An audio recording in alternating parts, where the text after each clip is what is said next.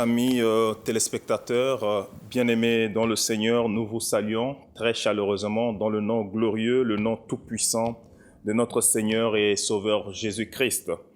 Ce matin, je me sens très bien, je me sens en très bonne santé et je prie que cette santé pour toi qui es malade te soit communiquée dans le nom du Seigneur Jésus-Christ de Nazareth.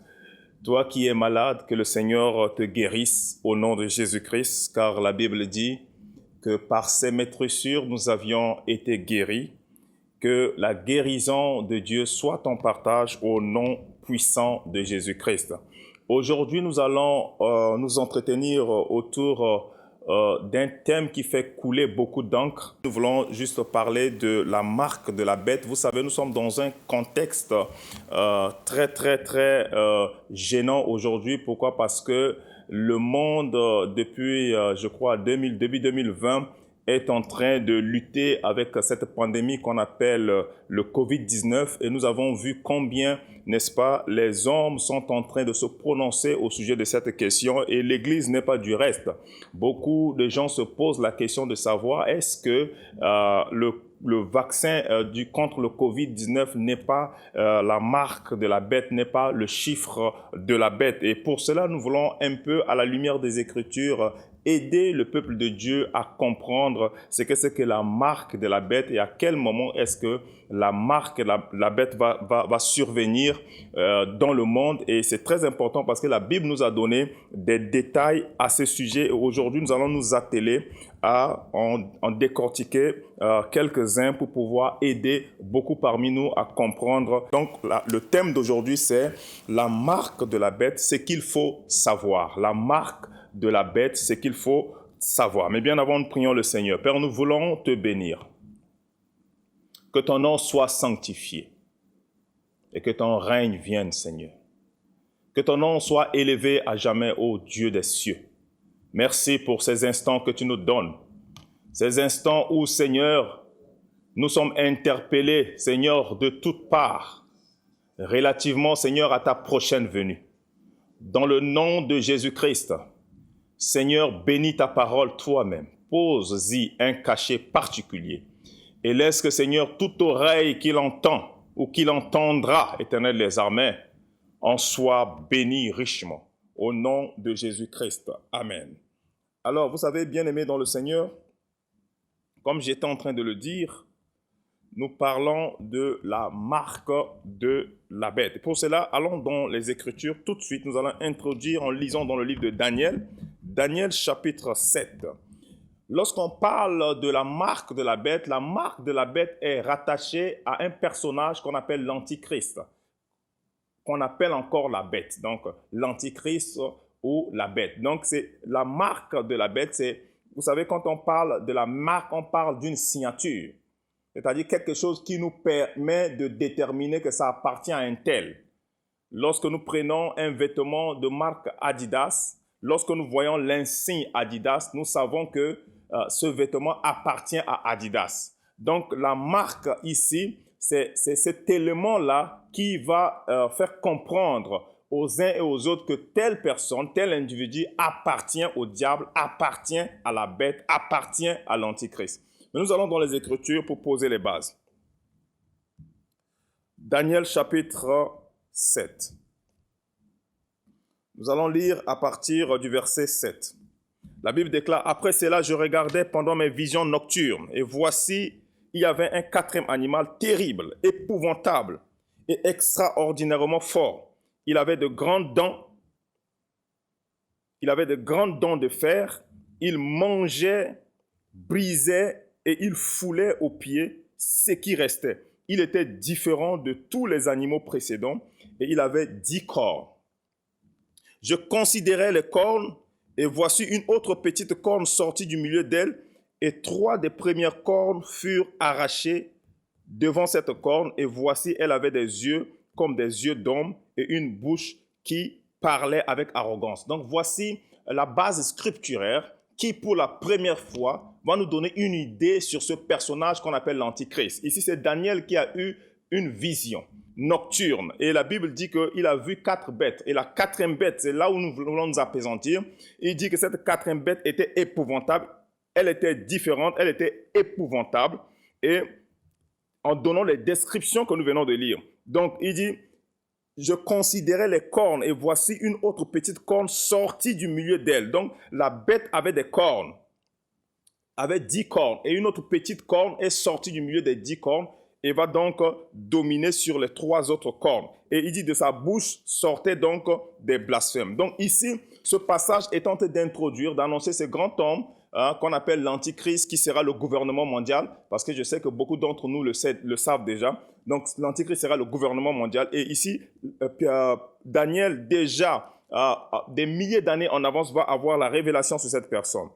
Même texte, Daniel chapitre 7, à partir du verset 23. La Bible dit, « Il me parlait ainsi. Le 4e animal, c'est un 4e royaume qui existera sur la terre, différent de tous les royaumes, et qui dévorera toute la terre, la foulera et la brisera. Les 10 cornes, ce sont 10 rois qui s'élèveront de ce royaume. Un autre s'élèvera après eux.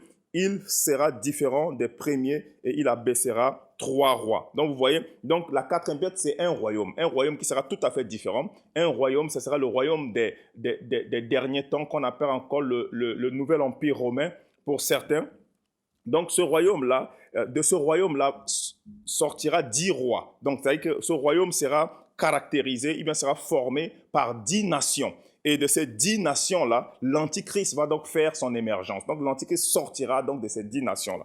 Voici la base scripturaire de base sur ce personnage qu'on appelle l'Antichrist. Et l'apôtre Jean, lorsqu'il sera sur l'île de Patmos, il va donc recevoir la confirmation de la prophétie que Daniel a eue il y a de cela des centaines d'années avant lui. Vous voyez, ici dans Apocalypse chapitre 13, la Bible dit « Puis je vis monter de la mer » à partir du verset 1.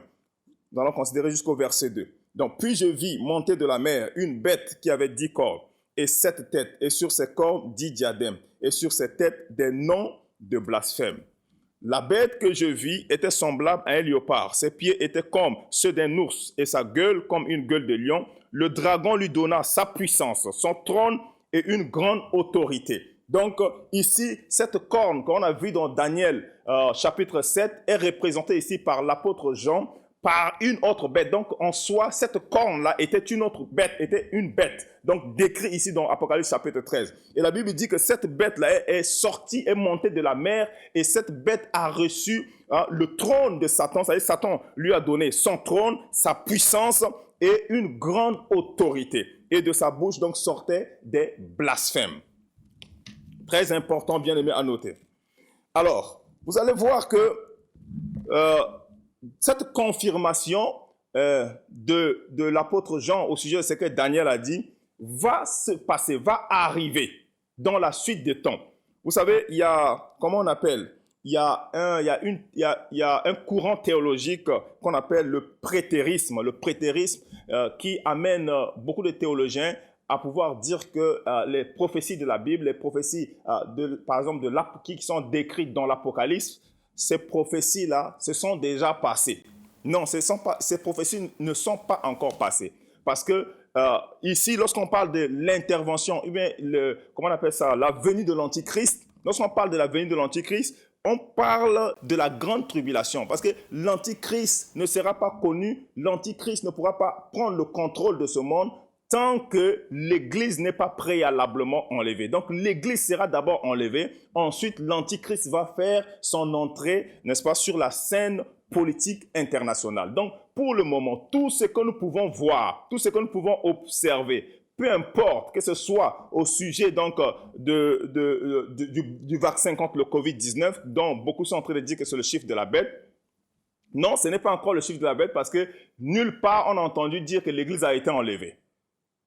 Si l'Église avait déjà été enlevée, nous aurons eu écho. Mais nous n'avons pas écho que l'Église a été enlevée. Par conséquent, on ne peut pas dire que c'est le chiffre de la bête. Il faudrait préalablement que l'Église soit enlevée, bien-aimée dans le Seigneur. C'est très important de pouvoir comprendre ces choses parce que la Bible dit que nous ne sommes pas prédestinés à la colère de Dieu. C'est écrit dans 1 Thessaloniciens chapitre 5, verset 9. Nous ne sommes pas prédestinés à la colère de Dieu, mais nous sommes destinés à l'acquisition du salut. Donc, quand la colère de Dieu va s'abattre durant, n'est-ce pas, cette période de la grande tribulation, alors l'Église sera préalablement enlevée pour que le jugement de Dieu puisse s'abattre sur la terre. Alors, la marque de la bête, allons dans les Écritures. Apocalypse chapitre 13, verset 18. La Bible dit, c'est ici la sagesse que celui qui a de l'intelligence calcule le nombre de la bête, car c'est un nombre d'hommes et son nombre est 666. Donc, c'est le chiffre 666. C'est ça la marque de la bête décrite dans Apocalypse chapitre 18. Ce n'est pas moi qui le dis, je ne l'ai pas inventé, c'est écrit dans les Écritures. Donc, la marque, c'est le 666. Et lorsqu'on parle du chiffre 6, bien aimé, dans le Seigneur, déjà, à travers ce passage-là, nous comprenons que la valeur gématrique du mot en hébreu qui définit la bête, c'est 666, la valeur gématrique.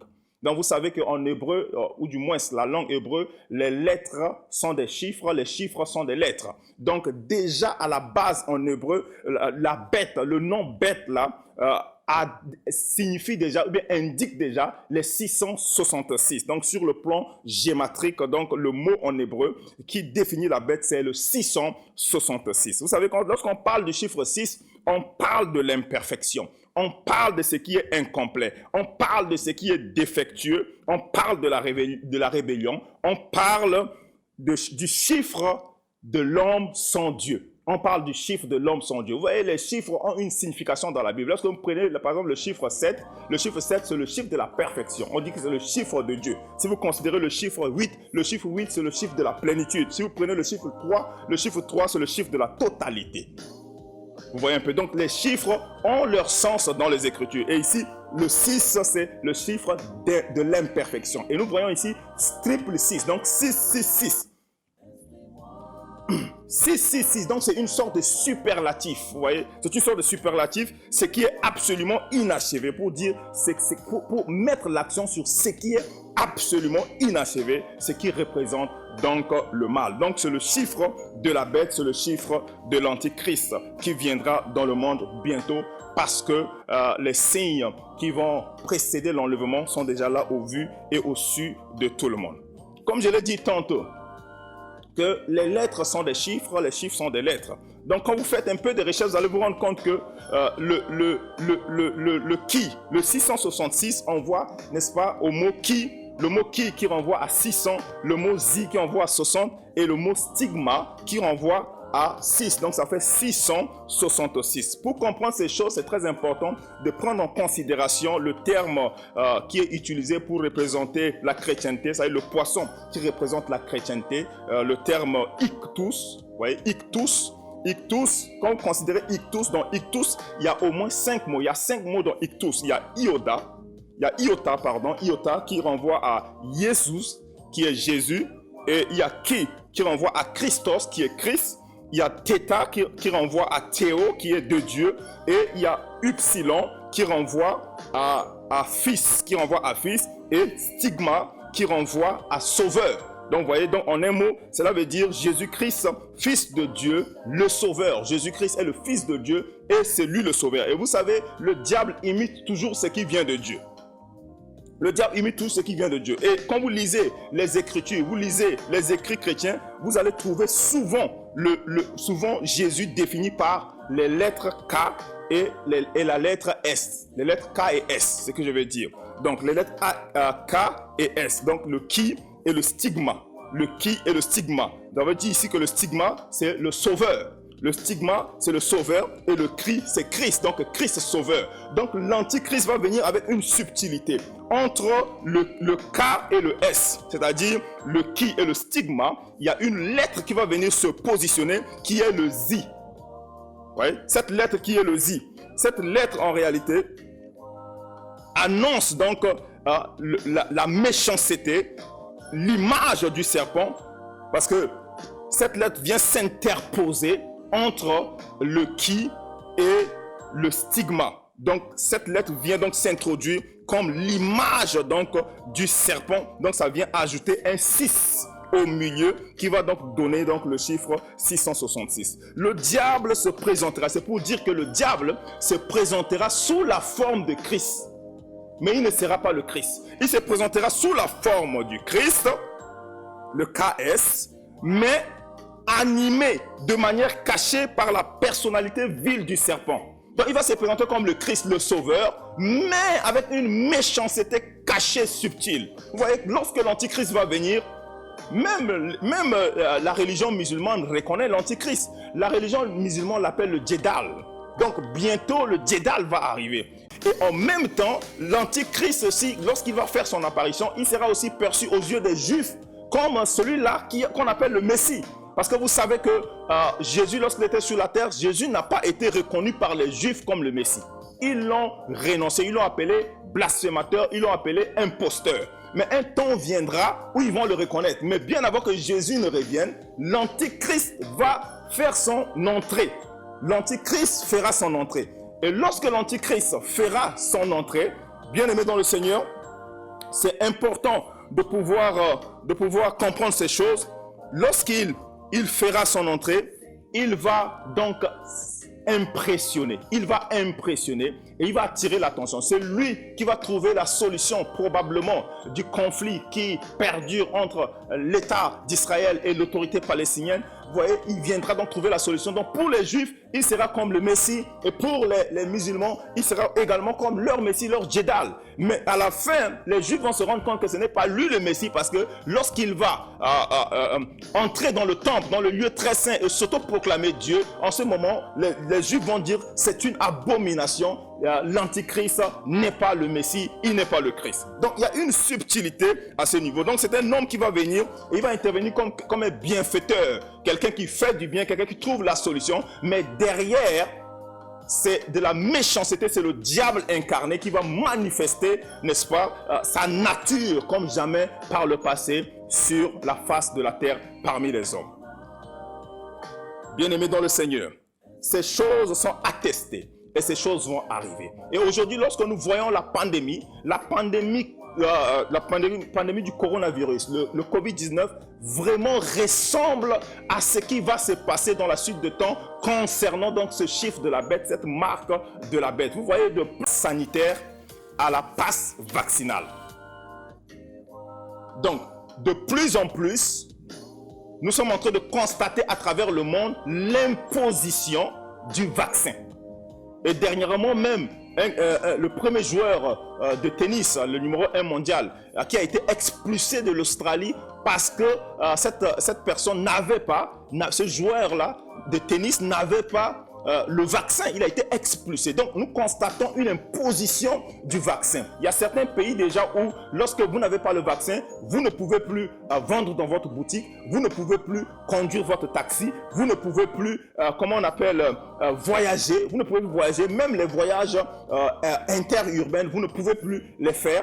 Et aussi dernièrement, j'ai appris au journal au Canada, même pour acheter de l'alcool, pour les consommateurs de l'alcool, même pour acheter de l'alcool aujourd'hui, tant que vous n'êtes pas fait vacciner, vous ne pouvez pas avoir accès à l'achat de l'alcool. Vous voyez donc, il y a quelque chose qui est en train de se passer, qui ressemble justement à ce chiffre de la bête là, mais c'est une interpellation de la part de Dieu pour nous dire que l'Église doit être debout, le monde doit se réveiller, parce que nous sommes définitivement en train d'entrer dans le dernier virage où la trompette va sonner et l'Église sera enlevée et la colère de Dieu va s'abattre sur la planète Terre.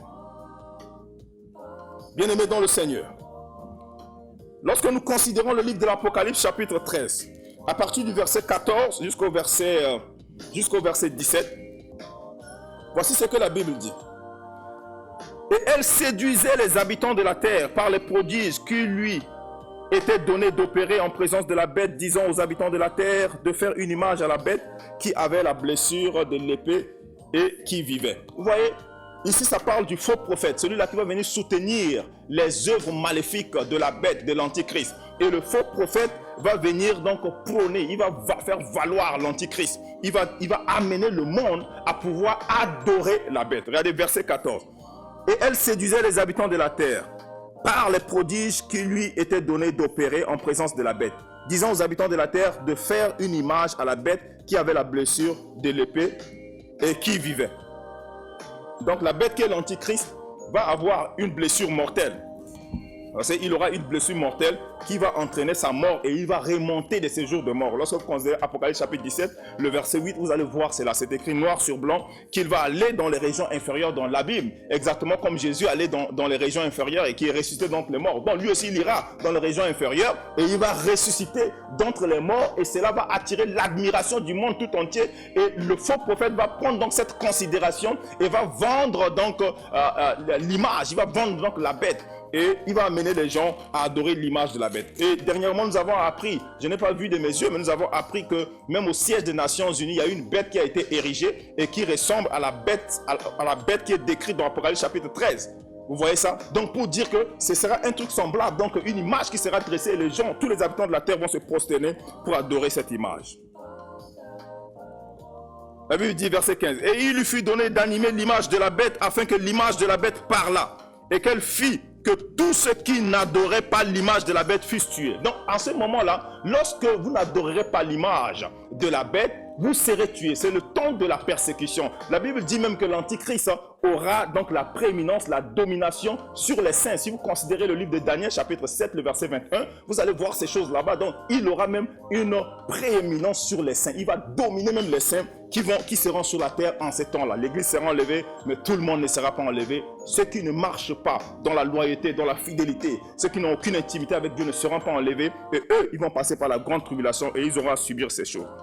Et elle fit que tous, petits et grands, riches et pauvres, libres et esclaves, reçussent une marque sur leur main droite ou sur leur front. Donc la marque de la bête sera reçue soit sur la main droite, soit sur le front. Donc tous ceux qui vont recevoir la marque de la bête vont adorer la bête, vont adorer le diable. Vous voyez, cela fait peur. Cela fait peur. Pourquoi? Cela fait peur parce qu'il y a une explication ici dans la Bible au sujet de ceux qui vont prendre le chiffre de la bête. Voici ce que la Bible dit. Apocalypse chapitre 14, à partir du verset 9, la Bible dit « Et un troisième ange les suivit en disant d'une voix forte, « Si quelqu'un adore la bête et son image et reçoit une marque sur son front ou sur sa main, il boira lui aussi du vin de la fureur de Dieu, versé sans mélange dans la coupe de sa colère, et il sera tourmenté dans le feu et le soufre devant les saints anges et devant l'agneau. Et la fumée de leur tourment monte au siècle des siècles. Et ils n'ont de repos ni jour, ni nuit, ceux qui adorent la bête et son image, et quiconque reçoit la marque de son nom. Regardez, une condamnation éternelle qui s'attache à la marque de la bête. Tous ceux qui prendront la marque de la bête, qu'est-ce qui va se passer? Il n'y aura plus de rédemption possible pour ces personnes-là. C'est pour cela que ceux qui vont passer par la grande tribulation, vous êtes appelés à comprendre ces choses. Je dis vous êtes appelés parce que justement, on est obligé de parler comme ça parce que tout le monde ne sera pas enlevé. Il y aura des gens qui croient en Jésus mais qui jouent, qui ont une double vie, qui vont passer par cette période-là. Mais l'interdiction sera de ne pas prendre le chiffre de la bête, la marque de la bête, le 666, car ceux qui prendront, il n'y aura plus de rédemption pour eux. Bien-aimés dans le Seigneur, voici ce que la marque va faire encore. Le verset 17, la Bible dit, et que personne ne peut acheter ni vendre sans avoir la marque, le nom de la bête ou le nombre de son nom. Ça c'est Apocalypse chapitre 13, verset 17. C'est ici la sagesse, vous voyez. Donc, la marque sera comme un passeport, sera comme un visa, sera comme un code, hein, quelque chose qui va te permettre de pouvoir acheter et de vendre. Tu n'as pas la marque de la bête, tu ne peux ni acheter, tu ne peux ni vendre. Donc, cela va s'imposer. Le diable va imposer cela. Donc, c'est la chose la plus dangereuse de prendre la marque de la bête. Il n'y a plus de rédemption. Car ceux qui prendront la marque de la bête boiront le vin de la fureur de Dieu versé sans mélange dans la coupe de sa colère. Donc le Seigneur va punir éternellement ceux-là qui prendront la marque de la bête. Bien aimés, ces choses sont devant nous et ces choses arrivent à grands pas et nous devons faire attention. Ce qui est important à retenir, en terminant cette intervention ou cette prédication, cet enseignement, hein, selon le contexte que vous voulez, alors, il faut noter que tout ce qui est imposé ne vient pas de Dieu. Nous sommes en train de traverser cette période pandémique Tout ce qui est imposé ne vient pas de Dieu. La marque de la bête sera imposée en son temps. Et aujourd'hui, nous voyons que le vaccin contre le Covid-19 est en train d'être imposé. Quand c'est imposé, ça ne vient pas de Dieu. Et si, imaginons que le vaccin était la marque. J'ai précédemment dit que le vaccin n'est pas la marque. Mais supposons que le vaccin est la marque. Alliez-vous, à cause des pressions, accepter de vous faire vacciner? Je ne pense pas. Donc ceci doit attirer notre intelligence. Tout ce qui est imposé ne vient pas de Dieu. Quelque chose qui va sauver. En quoi est-ce que quelque chose qui va sauver, en quoi est-ce qu'on est obligé d'imposer ça aux gens? Dieu n'a jamais rien imposé aux gens. Même au sujet de la vie que Dieu donne gratuitement, il n'impose pas. Il dit, je mets devant toi la vie et la mort, choisis. Donc, chacun de nous est libre de choisir. S'il y a un vaccin contre le Covid, chacun de nous, chaque être humain est libre de choisir de se le faire administrer ou pas. Mais on ne peut aucunement l'imposer, bien-aimé. Donc, ceci doit attirer notre attention. Aujourd'hui, ils sont en train d'imposer le vaccin. Beaucoup sont en train de courir pour prendre le vaccin. Demain, ils vont imposer le chiffre de la bête. Beaucoup vont courir pour prendre le chiffre de la bête. Nous devons faire attention, bien aimé. Mais ceci est une fenêtre qui annonce ou qui nous réveille, qui nous dit que bientôt, quelque chose de semblable, quelque chose de pareil va se produire sur cette même planète Terre, bien aimé dans le Seigneur. Et nous sommes appelés à marcher conséquemment avec le Seigneur. Bien aimé, j'ai de la peine à arrêter cette intervention. Mais vu le temps qui m'est imparti, je suis obligé d'arrêter là. Mais que le Seigneur vous bénisse. Prenez garde, veillez et priez. Car nous sommes dans les temps, vraiment, nous sommes dans le dernier virage. J'allais dire le temps de la fin, mais le temps de la fin a commencé depuis 2000 ans. Nous sommes dans les derniers virages, bien aimés dans le Seigneur. Que chacun de nous puisse reconsidérer sa position. Celui qui est dans le péché, qu'il abandonne la voie du péché. Celui qui a rétrogradé, qu'il revienne au Seigneur. Celui qui a abandonné le chemin de Dieu, qu'il revienne. Le Seigneur est toujours prêt à pardonner. C'est le moment où l'Église doit plus que jamais être unie. C'est le moment où les enfants de Dieu doivent développer leur foi, développer leur intimité avec le Seigneur. Car il y a eu 5 vierges qui étaient folles, qui n'avaient pas assez d'huile. Et ces 5 vierges ont raté l'époux lorsqu'elles sont revenues parce qu'elles sont allées en chercher de l'huile. Elles sont allées en chercher. La Bible dit que la porte des noces fut fermée. Et Jésus leur a dit, je ne vous connais pas. Et le terme je ne vous connais pas dans le grec veut dire je n'ai aucune intimité avec vous. J'espère de tout mon cœur que votre intimité avec Dieu ne vous fera pas rater l'enlèvement. D'ici là, portez-vous bien. À très bientôt. Shalom. Instruis-moi par ta parole.